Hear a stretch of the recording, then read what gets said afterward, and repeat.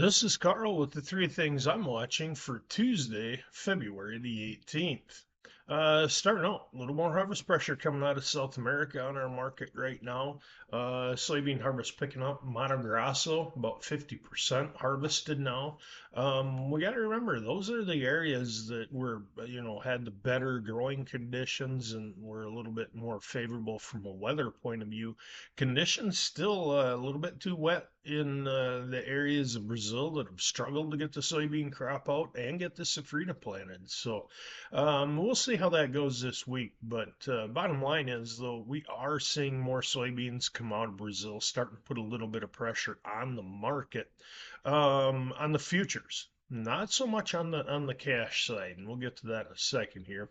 The other thing I'm watching today, the NOPA crush report for January will come out on soybeans. 204.5 million bushels expected for a crush total for the month.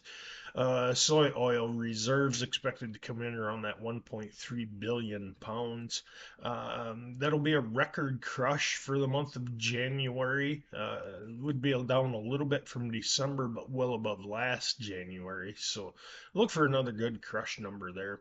And the other thing I'm watching today, the domestic demand is starting to pick up on corn and soybeans.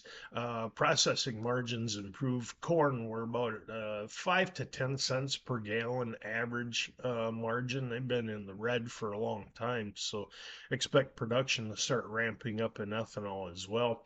Soybean crush margin starting out the week here around $1.28 a bushel.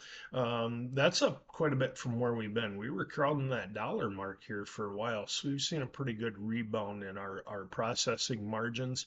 And that's put some strength in basis. Basis levels firming across the Corn Belt.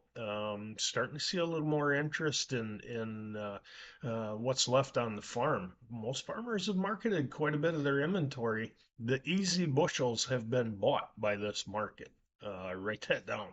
What it's going to take to get now is going to cause a little bit of pain from some of these buyers. I shouldn't say that, but they're going to have to push for some bushels here to get the remaining movement, I feel. Even with the market firming up, guys have just liquidated as much as they want, and what's left we might have to pay up for. Those are the three things I'm watching today.